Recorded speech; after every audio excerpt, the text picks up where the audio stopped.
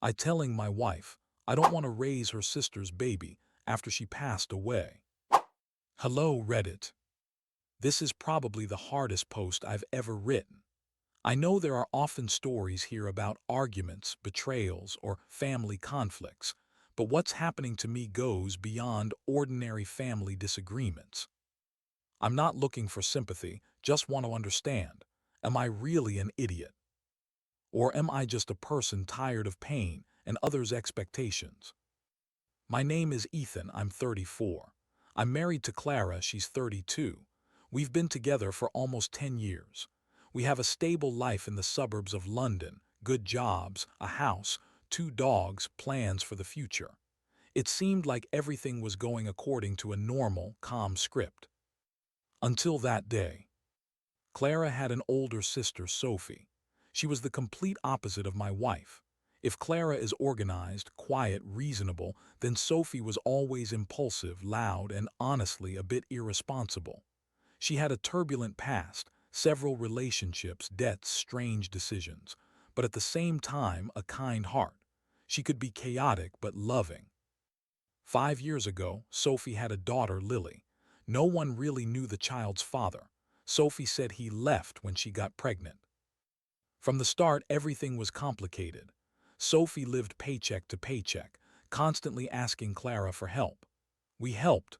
With money, groceries, sometimes I fixed her faucet or drove Lily to school when Sophie's car broke down. But never, never, did we think we'd become parents to this child. And then everything collapsed. 2 months ago, Sophie died in an accident. A drunk driver swerved into oncoming traffic, and it was over in seconds. When they called from the hospital, Clara broke down. I was there when she stood in the hallway, all pale, phone in hand, just repeating, "No, no, this is a mistake." I held her while she screamed. Back then, I wasn't thinking about anything except keeping her from falling. The following weeks passed in a fog.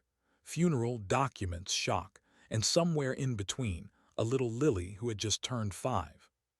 She was left alone. Completely alone. At first, I didn't think it would affect us directly. I thought someone else from the relatives would be found. Maybe a distant aunt. Maybe child services would find a temporary family. But Clara said right away, "We'll take her."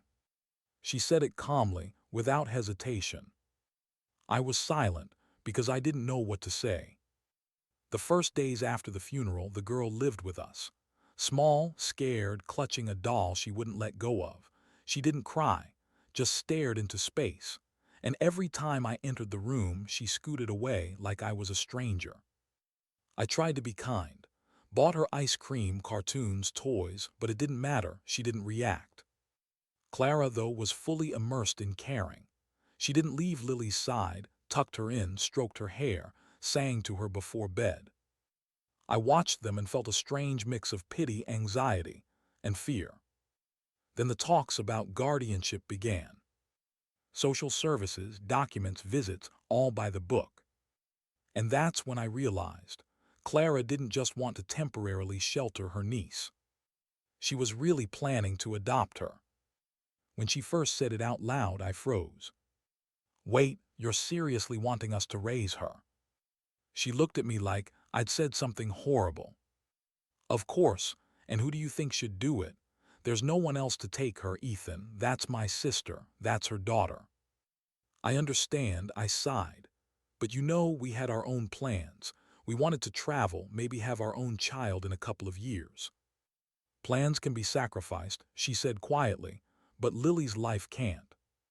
I was silent, because arguing at that moment seemed cruel. But inside, everything turned upside down. Not because I hated Lily, but because I wasn't ready for this. I didn't want to become a father, especially like this, suddenly, without choice. Weeks passed. Lily gradually got used to the house, the dogs, Clara, to me not so much. She still shied away and it hurt. But the worst started later. Clara changed. She became obsessed with the idea of becoming a new mother to Lily. She talked about her constantly, called her my girl. our child. And every time I tried to bring up that we needed to think it through, she cut me off sharply. You're just afraid of responsibility. No, I replied. I'm afraid of ruining our lives if we make a decision we're not ready for. But at some point I realized, for her the question was already settled. For her it wasn't up for discussion. A week ago she brought papers from guardianship, said we needed to sign to speed up the process. I took the pen, looked at those documents and realized that if I signed everything, no turning back. I looked at her and said, Clara, I can't. She froze. What do you mean can't? I'm not ready to be a father to someone else's child, especially after all this. She slowly went pale. Someone else's? Are you serious? That's my sister's daughter. Yes, but not yours and not mine. Silence hung in the room. And then she just got up and left. Since then we barely talk. She sleeps with Lily in the nursery, I in the living room. I'm not a bad person, Reddit. I'm just tired. I've lost my wife in an emotional sense. She's now living for a child I didn't ask for. And now I'm thinking, maybe I really am an asshole. Maybe I should have just accepted it all and not asked questions. After that conversation with the documents, everything went downhill. Clara didn't talk to me for almost a week, just short phrases, dinners in the fridge, don't forget the trash. Lily was still living with us, and I tried to act like everything was normal, but the tension in the house was so thick you could cut it with a knife. Every morning I heard Clara helping Lily get ready, laughing with her, singing. And I caught myself thinking, when was the last time she laughed like that with me? At work I just sat staring at the screen. Colleagues asked if everything was okay, and I lied that I was just tired. But the truth is, I no longer understood what was happening with my life. I married a woman I wanted to build a family with, and now I lived with a woman who wouldn't even look me in the eye. One evening, when I got home, a woman from social services was sitting in the living room. Clara introduced her. This is Mrs. Foster, our guardianship supervisor. I felt everything inside me tighten. We sat down, and Mrs. Foster started speaking politely, with a smile but with that cold professionalism that gives you chills. We understand that losing a sister is a heavy trial, she said, but now it's important to provide Lily with a stable, loving environment. I nodded. Of course. Clara said you're both considering adoption. I looked at Clara. She avoided my gaze. We discussed it, I replied carefully. Wonderful, smiled Mrs. Foster. Then I'd like to clarify a couple of points. You both realize this is a long-term commitment, not temporary guardianship, but legal parenthood. I nodded again, not knowing what to say. She continued. Do you have children? No. Planning to have your own? I wanted to say yes, but caught Clara's glance. Her eyes said just try. I don't know, I said quietly. Understandable. Then we need to ensure you're emotionally ready to accept Lily as part of your family. That's very important for her. I forced a polite smile, but inside everything was boiling. When Mrs. Foster left, I immediately said, You told her we're considering adoption. Clara stood up, arms crossed over her chest. And what was I supposed to say? That my husband refuses to help an orphan. That's not fair. I'm not refusing to help. I'm just not ready to become a father. Not ready. She's 5 years old, Ethan. She has no one. And we didn't have such plans. We were just starting to get to a normal level. We wanted to go to Italy this summer, remember? She smiled bitterly. Yes, of course. Italy, wine, sun, and no responsibility. Great plan. No sarcasm, I said wearily. Then don't act like a selfish person, she snapped. That phrase stuck in my head for days. A few weeks later, it only got worse. Clara spent more nights with Lily. They cooked together, walked, drew. I was in my own house but felt like a guest. Sometimes I caught myself avoiding coming home. Stayed late at work, went to the pub just so I wouldn't see this perfect image of a new family where there was no place for me anymore. One day, coming home late, I heard Clara reading Lily a fairy tale. I stopped at the bedroom door. Her voice was soft, warm, the one I fell in love with once. And then the prince said, "I'll always be here to protect you." Lily giggled.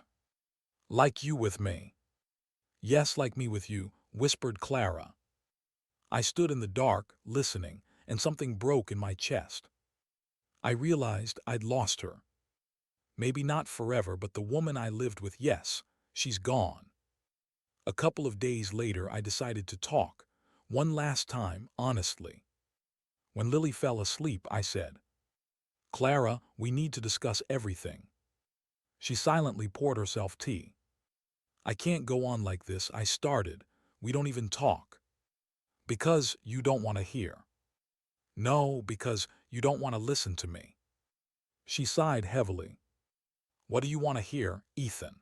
That I'll give up my niece because it's more convenient for you?" "No, I want you to understand. I can't be who you want me to be. I can't pretend everything's fine." "This isn't pretending. This is humanity. This is sacrifice, Clara, and not just mine. You and I are no longer a couple. We're just two people living in one house, raising a child I didn't choose." Her eyes filled with tears. "You talk about her like she's a curse." "No," I whispered, "but she's become a reminder of what we've lost." "What are you even talking about?" "About us, Clara, about our life, about you." She was silent for a long time. Then she said quietly, almost in a whisper, "You know, I thought that after everything we've been through, you'd become stronger. That you'd understand family isn't just blood, it's a choice." "And I thought family is when decisions are made together," I replied.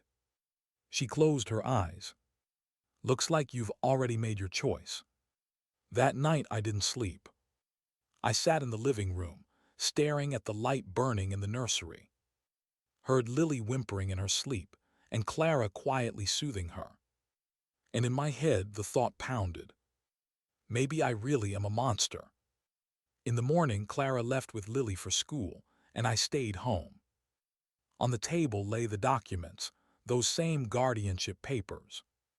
I didn't even want to look at them, but my eyes kept returning to the signature line under spouse's consent. She left it blank, waiting for me. I sat down, took the pen, and at some point I felt myself crying. Not loudly, without sound, just sat quietly, feeling tears rolling down my cheeks. I didn't know what I wanted. I didn't know who I'd become at all. By evening, Clara returned. I said, "I talked to a lawyer." She tensed. "What lawyer?" "About guardianship. He said if one spouse doesn't agree, the process can't be completed." She was silent for a long time, then nodded. "Understood, so you've really decided." "I'm just not ready, Clara." Then she exhaled. "Then I guess I'll do it alone." After that evening when I said I couldn't and didn't want to raise her deceased sister's child, our apartment in Brussels turned into an arena of silence. I sat on the couch, listening to Claire packing her things, not saying a word. Every movement seemed loud to me, like war drums. I tried to say something, apologize, explain my feelings, but words got stuck somewhere between pride and fear. "Do you really think I can just accept your refusal?" she finally said without turning around. Her voice trembled but was cold. I knew she was right, and in that moment I understood that our decision not to raise the child wasn't just a personal choice. For Claire, it was everything: memory of her sister, her duty to family, her identity as a mother. And I, damn it, violated that. The next day I tried calling her. The phone was silent. Messages went unanswered. Every time I saw her in the hallway at home, my heart clenched, but she just passed by. I felt like a ghost in my own life.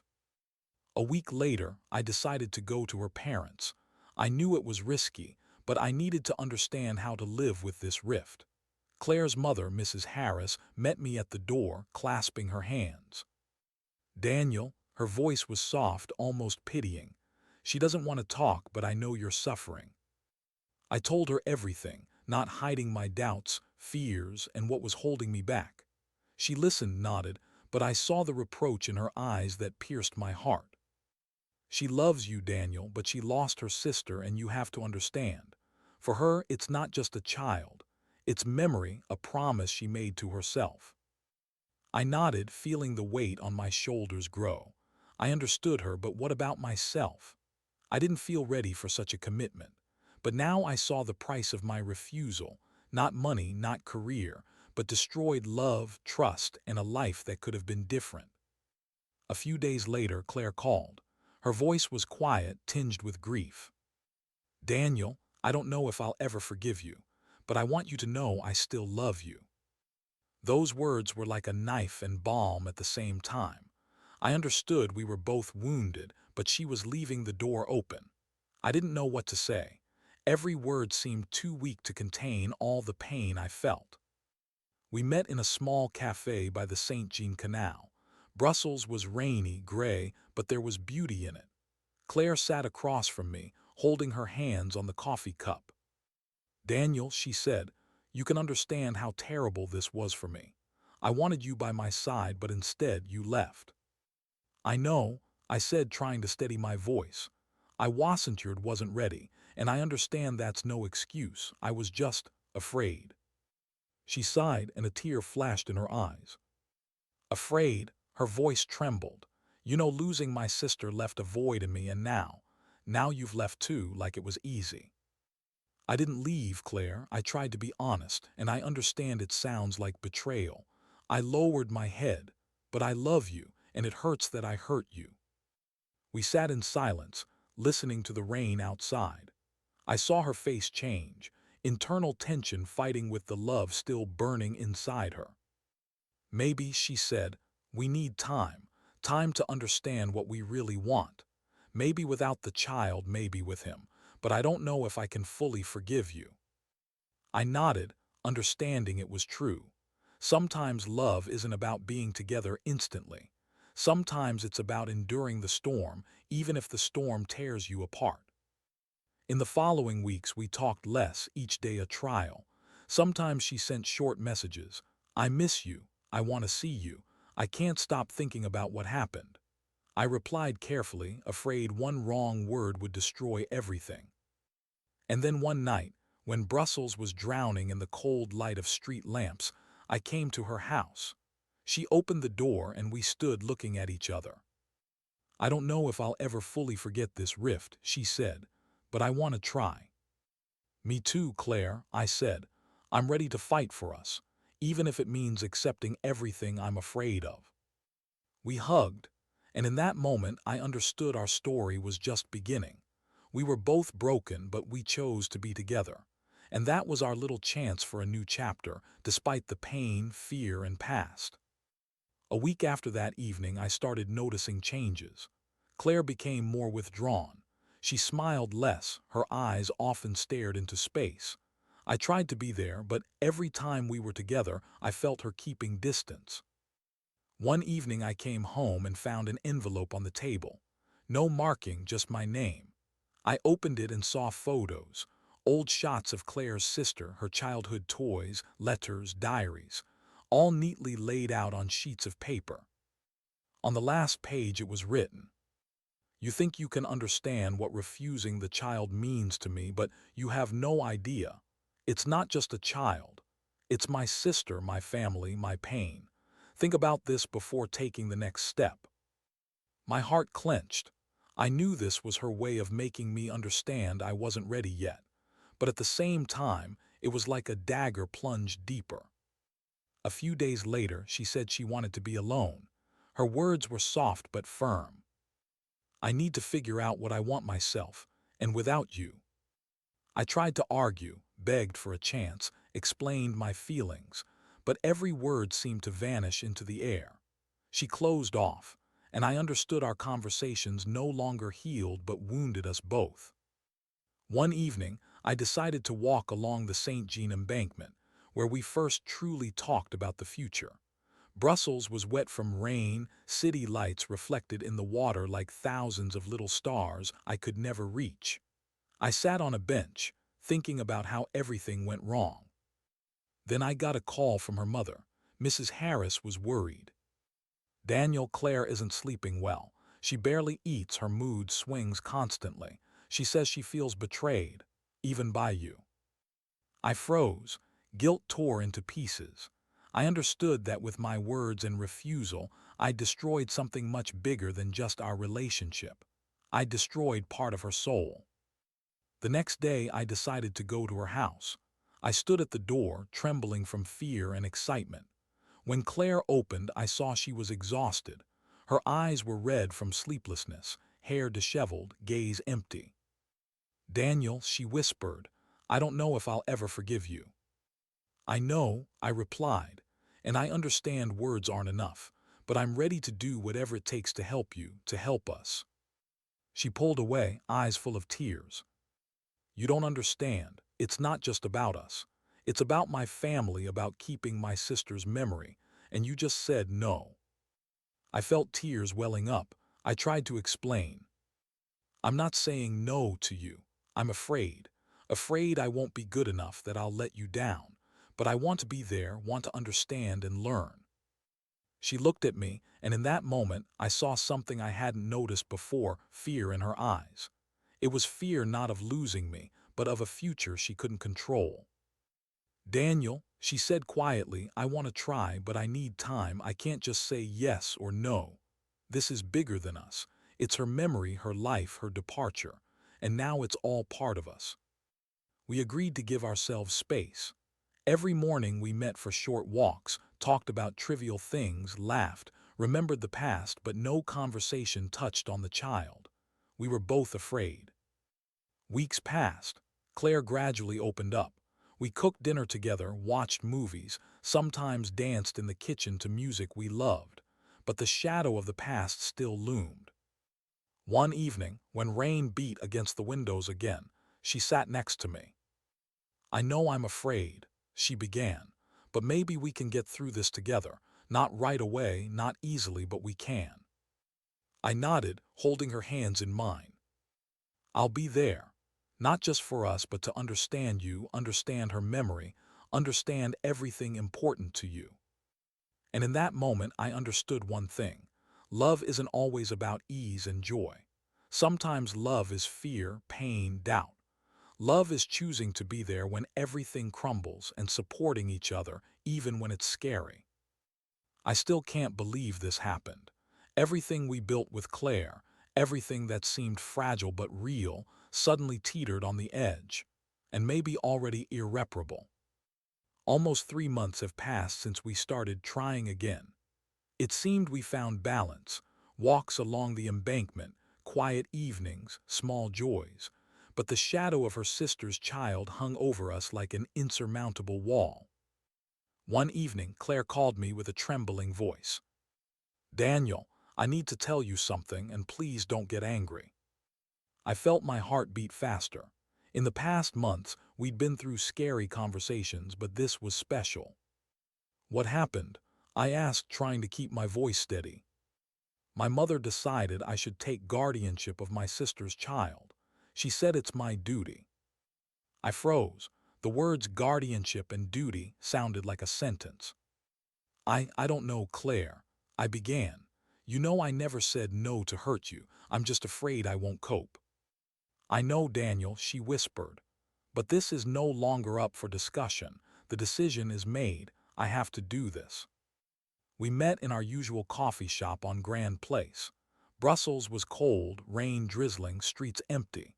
I saw her gaze, determination mixed with confusion. "Daniel, I love you," she said quietly. "But if you're not ready to be with this child, then maybe we should part ways." I felt everything inside me contract. This was the moment when love collides with reality. "Claire," I began, but my voice broke. "I love you more than anything, but I can't pretend. I can't make promises I can't keep. She nodded, tears rolling down her cheeks. I understand, she said, but it hurts. I thought we'd get through everything together. We were silent, looking at each other. In that moment, I understood that sometimes love isn't salvation, not victory. Sometimes love is realizing we can't be together, even if we want to. The next day we broke up. Claire moved to her mother's to prepare for guardianship of the child. I stayed alone in our small apartment, surrounded by memories, photos, gifts, her favorite blanket on the couch. Weeks passed. I tried to move on, but the pain was unbearable. Every day reminded me of what I'd lost. I wrote in a diary, tried to sort myself out, analyzed my fears and feelings. One day I decided to write Claire. Just a letter, no demands, no expectations. Claire, I want you to know I'll always remember us. I'll always respect your choice and your strength. I hope you find happiness even if not with me. Daniel. I sent the letter and didn't expect a reply. It was my way to let go, to accept that sometimes love is letting a person go their own way, even if it destroys you. A month later, I learned Claire really took guardianship. She sent rare messages saying the child was her life, her joy and pain at once. I understood she was doing what she thought was right, and it was right for her. But for me, it was the end of our story. I learned one important lesson. Sometimes being honest and admitting your limitations is also love. Not perfect, not happy, but real. And here I am, Reddit, sharing this story with you. So you know, sometimes even strong feelings can't overcome fears and circumstances. Sometimes the real drama isn't betrayal, not cheating, but simply not being ready for what life puts in front of you. So I ended up alone, but with the feeling that I did everything honestly. And though my heart is broken, I know I didn't betray Claire or myself.